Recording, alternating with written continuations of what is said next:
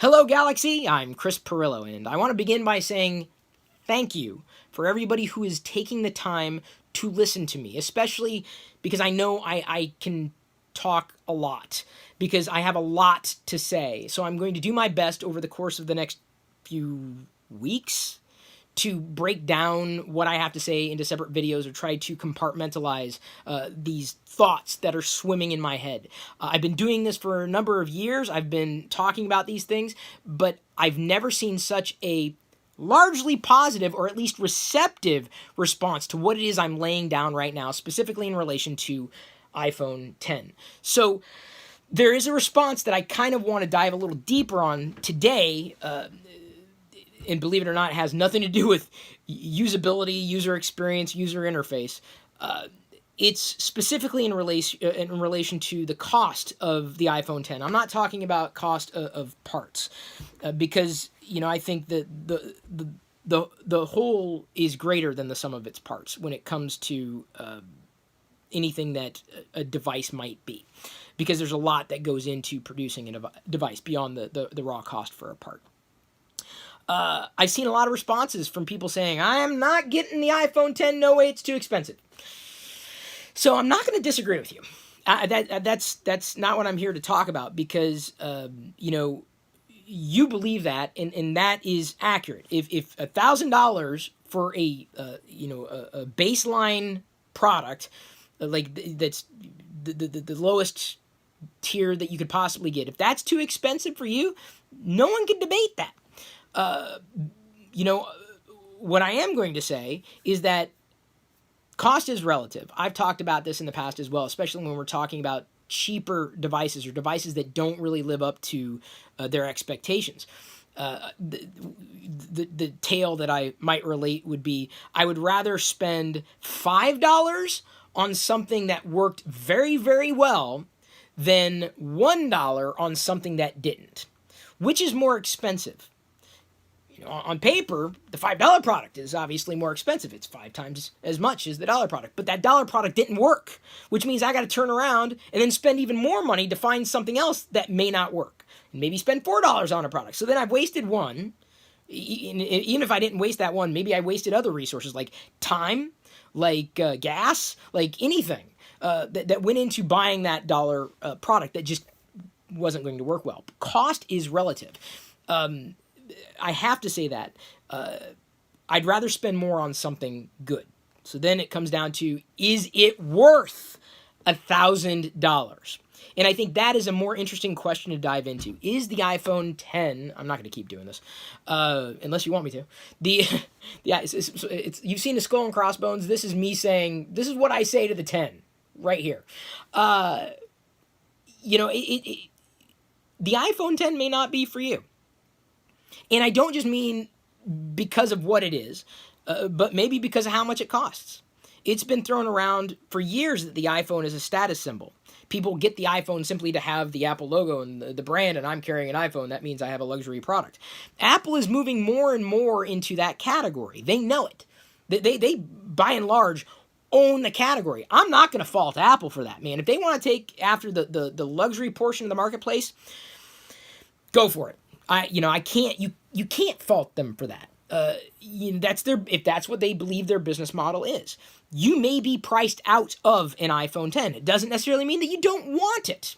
But is the iPhone 10 then worth, at its base value in the marketplace, $1,000? And that's, mind you, that's the base level. That's like a 64 gig iPhone 10. You can get the 256 gig and spend even more. That's here in the States. But, when you start looking into other countries and how much it's going to cost them, it's going to cost them even more than $1,000 in U.S. money. So now this item, which we already know is likely going to be in short supply, whether that is because of marketplace demands, supply and demand, or if it's, more contrived supply and demand, like, lowering the supply. I don't know what that was. It was a reminder of something. It's probably a reminder of... Hang on. Oh, yeah. I remind myself in my notes, this is really eerie to let you know about an additional cost to the iPhone 10 beyond the base model, even if you're able to get it, and that is fast charging adapters. Now, this is not just with the iPhone 10, but also with the iPhone 8 and 8 Plus. You can now enable fast charging. But if you're going to get officially licensed adapters, the USB cable and the power brick, you can charge your iPhones, the newer ones, iPhone 8, iPhone 8 Plus, and iPhone 10, very quickly, like fast charging. There are going to be third-party accessories eventually available, but right now, if you want to go with Apple or any really third party, it's going to cost you more to have that feature. It doesn't come in the box. You get a charging cable and your adapter, your basics, but that's it. If you want to extract more value from the product you've already purchased, with that feature innate to that product, you have to spend even more. So don't look at this as, oh, it's just going to cost $1,000. You may say, all right, I'm willing to just spend $1,000. But then if you spend $1,000, what's another $200 if you're spending $1,000? What's another $1,300? And for some people, that's nothing. I'm not in that boat. I am not the 1%. If I had an extra $1,000 to spend, it would not be on an iPhone 10. In fact, I wouldn't spend somebody else's money on it. It's up to you. I'm not saying you shouldn't. I'm just asking you to ask yourself, is this worth $1,000? Not the parts themselves as assembled into the iPhone 10, but in terms of the value that it's going to give you versus what you already likely have, or an alternative to the iPhone 10 in this new lineup. And I think it favors the iPhone 8 Plus in relation to what you get for your money, more so than the iPhone 10. Like, if you're going to spend $1,000, I mean, my response, because people have asked, what would I do? This is what I would do. This is my opinion. I'm not saying I'm right. I'm just saying this is my perspective. And if you ask me what you should do, and some people have, I said, well, you do get more for your money by and large, with an iPhone 8 Plus with the same money, with that same $1,000 budget. And I feel that if you want to spend $1,000 on a new iPhone, and I think it, by the way, is kind of getting to the point of being, what? $1,000 for a pocket computer? But that's what it is. This isn't just a phone. I mean, how often do you use the phone? The phone feature in your smartphone. This is your everything, right? I can understand spending a good amount of money on a product that's going to give you everything that you need, that you want, that you love, that enables you to do things that you couldn't do before. Man, people ask me, what kind of videos I like. Well, Star Wars primarily, but if it's in the realm of tech, I don't like watching gadget videos all that often. I really don't like reading gadget reviews. I don't watch tech videos. I really don't subscribe to any tech channels. The tech videos I love to watch are the technology videos that show how technology transforms lives. And no, I don't mean by turning your face into an animated poo. But like I watched a video this morning, an older gentleman put on lenses, like sunglasses, which allowed him to see color for the first time, potentially in his entire life. That's transformative technology. The same thing I've seen with amputee patients who were born potentially without limbs. Now there's a girl who's throwing out a pitch at the World Series in every baseball stadium in the country. No, not every. I think every MLB stadium in the country. That's technology that changes lives. That's exciting to me. A smartphone, it's kind of routine. I get its value, but, I also kind of put it in its place.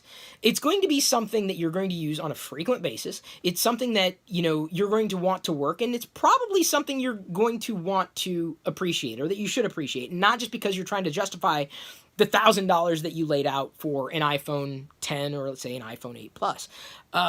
Is it worth $1,000 to you? So if the answer to that question is no, then you have to ask yourself, okay, if it's not worth $1,000, how much is this worth to me? And everyone's going to have a different response. Now, you may say, well, it's only worth $500. Well, then if you decided that the value to you of an iPhone in general is $500, try to find an iPhone that is specifically within that restraint. And this is not about not having the money to spend. It's just about its relative value to you. This is where that's kind of where I feel I don't get agitated, believe it or not, when someone says it's too expensive. I'm hesitant to say it's an expensive product. It's just not for you. And if that doesn't cause concern, maybe you're someone who has chased luxury items or does believe in the power of a logo over everything else. I can tell you this: there are features in other dogs. There are features in other smartphones that are very similar, if not exactly the same, as what Apple's providing in the iPhone. But part of the iPhone cost is the fact that it works very well with other Apple devices. That's its intangible value.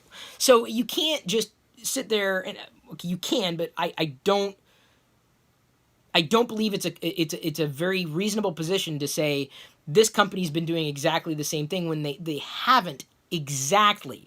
And that's the value of the iPhone that Apple carries forward. It's knowing that it's going to work with other Apple products. You don't have the same guarantee, absolutely not, with any other company. That's part of what sets Apple apart. Part of the frustration I have with Apple in dealing with these problems that I've dealt with is that they don't have competition, true competition. And I think it's starting to show.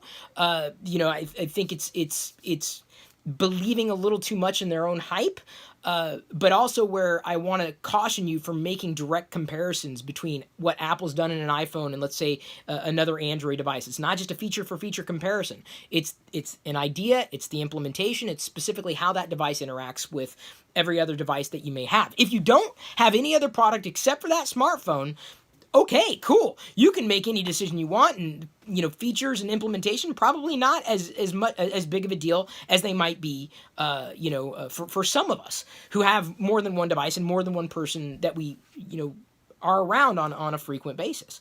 I do believe though, and I've seen a couple of people talk about this, and it's something that I need to consider. One, I don't think I could justify spending $1,000 on an iPhone X for all the aforementioned reasons in videos that I've recorded in prior days. This could set a potentially dangerous precedent for the industry. And I'm saying that because it's getting more and more expensive to do, seemingly. But I thought, things got cheaper over time. Yeah, they get faster over time, but I mean, are the costs rising as well?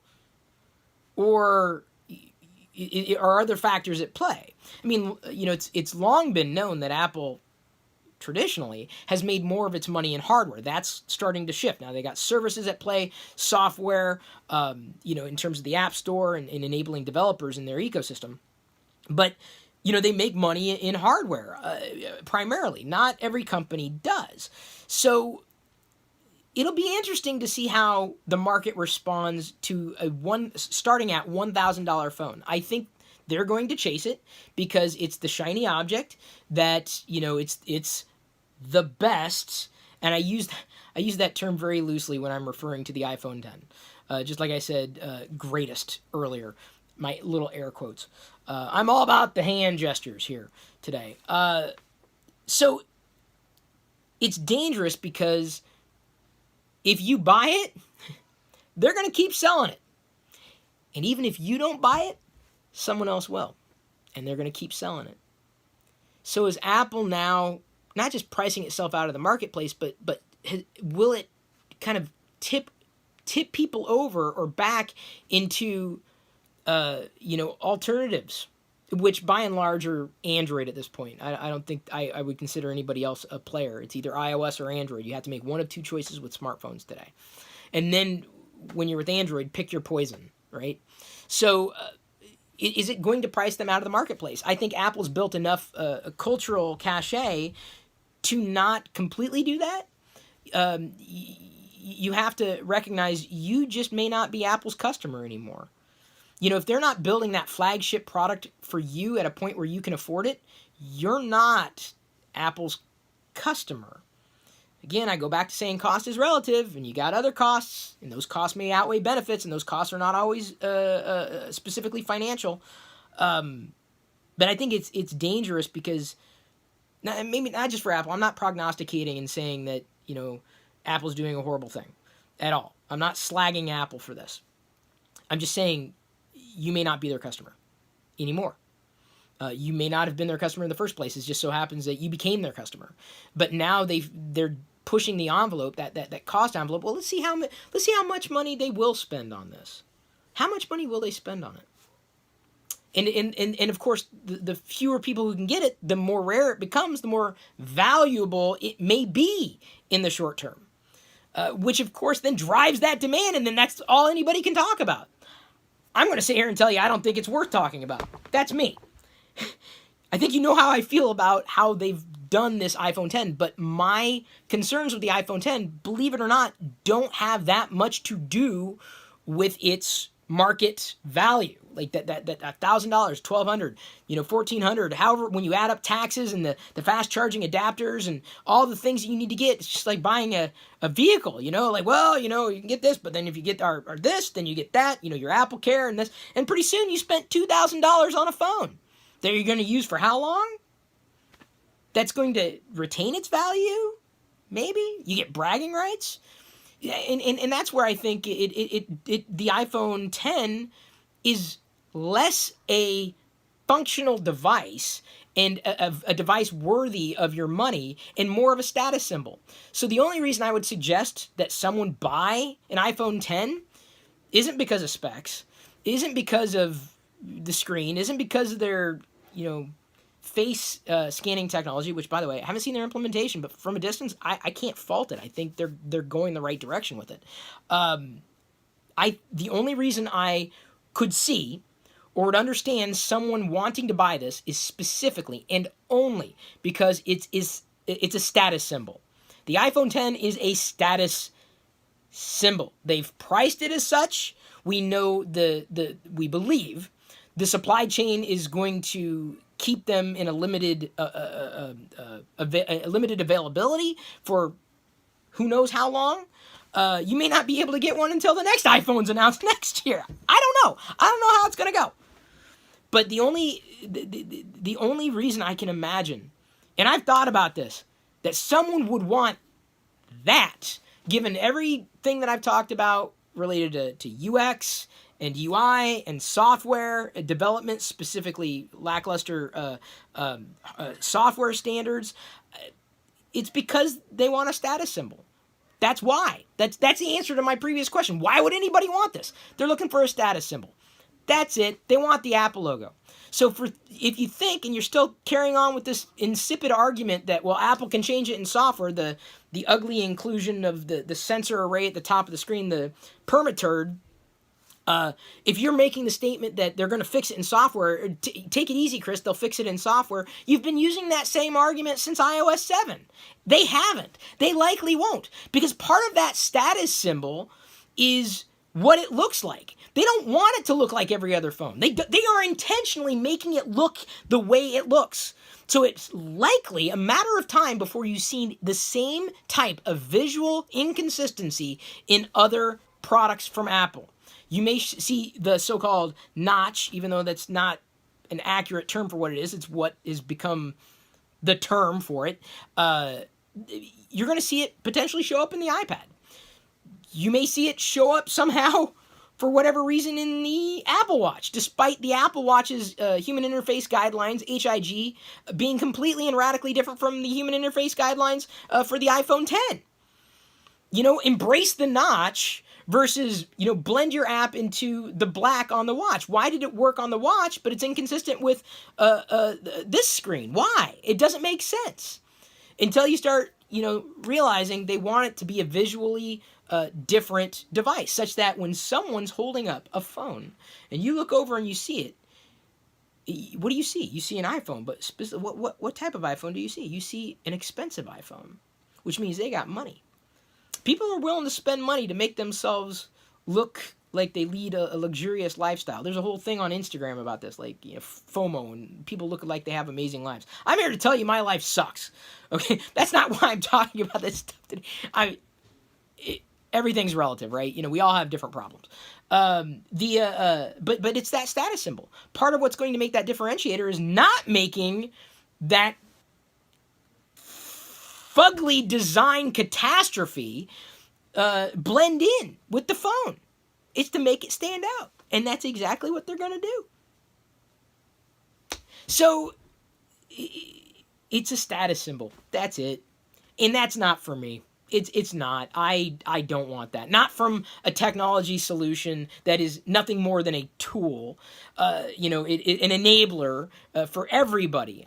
That's not what I want. It's not me. If it's you, if you care about the jeans that you wear and the shoes that you wear and the glasses that you wear and the shirts that you wear and the underwear that you wear, all the way top to bottom, if you care about the car that you drive, if you care about all of these things, because you want to be perceived as successful and rich and, just this amazing person who's done very well for themselves, the iPhone 10 is for you. It's not for me, but I find it very difficult to say that it's an expensive product. It's just not for you. I still think people will buy it. I still don't think that speaks to its value. I do not think it's remotely worth $1,000. Speaking on technical terms, not just hardware, but hardware and software and service, I don't think it's worth what Apple's asking. But it doesn't mean that it's not too expensive for you or for somebody else. It's a dangerous precedent, not just for them, because if they do it, other companies are going to try it if they haven't already. Yeah. So I'm not going to argue price, because the moment you start arguing price, someone's going to come in and say, oh, you just can't afford it. You see what I'm saying? That's not the argument. That's not the discussion. It's a status symbol. And maybe that's why I don't like it. No, that's not. That's not why I don't like it. But I've never chased something, and I think you can tell. Like, I don't care about what I wear. I mean, I love Star Wars. Don't get me wrong. Like, I would not want to be seen in public not wearing a Star Wars something, even if it is my underoos. I'm not wearing my Star Wars underoos today, and yes, they make adult underoos now. And yes, I have a pair. Actually, I think I opened them and wore them on a live stream like 3 or 4 years ago. Don't look for that video. So, is the iPhone 10 too expensive for you? For anybody? I just want to have the conversation. I wanted to talk through that because I think it's important to talk about, and I think a lot of people gloss over it, and it's an easy thing to say when you see $1,000 on the screen. But just think about it. It's a status symbol, man. That's why I'm not into it. That's just another reason why I'm not going to chase it. I don't care. I genuinely do not care what somebody else thinks about me. I don't. Hence the reason why I leave comments open and I do things on the internet. By the way, thanks again for the tweets. I'm on Twitter. Yeah, we've got Star Wars Radar, but Chris Perillo, I will warn you on social media, I can get very political. I don't think that would surprise anybody. I talk about more than just one topic. I am me. I am a human being just like the rest of you. So it's not just about this one thing. It's just right now that's the topic that is just it's burning a hole in my head, so I have to talk about it.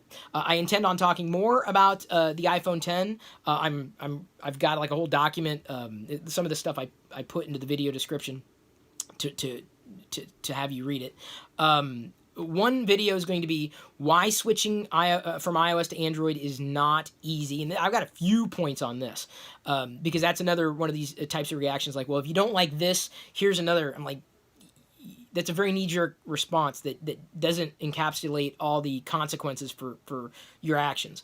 And also, iOS switch to Android, what Google would need to do. Those are a couple of videos that I want to record. Another one is going to be iPhone 10 thoughts from Apple Intelligentsia. I've actually been collecting a series of tweets from developers and designers and people who used to work for Apple and what they've been saying, by and large agreeing with my position on the matter of iPhone 10 being a UI and a UX catastrophe. So that's going to be a separate video to show you what other people are saying if you haven't already done your research. But on Twitter, if you do see something, man, tag me on it. Let me know. It's a great way of connecting beyond the YouTube comments. I'm collecting those tweets. Collecting. Not like Star Wars stuff. Technology and tweets, probably they don't make good collectibles. And then the other video that I'm working on doing for y'all is going to be iPhone 10 reviews, what to watch out for. Now, this is going to be, I'm really looking forward to talking about that, because there's going to be a glut of iPhone 10 reviews. And I can almost guarantee with precision what they are not going to talk about, what they will not cover, because they have yet to cover a lot of these things, which is all the more reason why I get angry when I see an iPhone or any device review. They leave out so much critical information. But that's what you get from me. A lot of talking, hopefully a little bit of information, hopefully a little bit of insight to just go well beyond a tweet. Thank you, everybody, for watching. Thank you. I love you. I appreciate you. And may the Force be with you.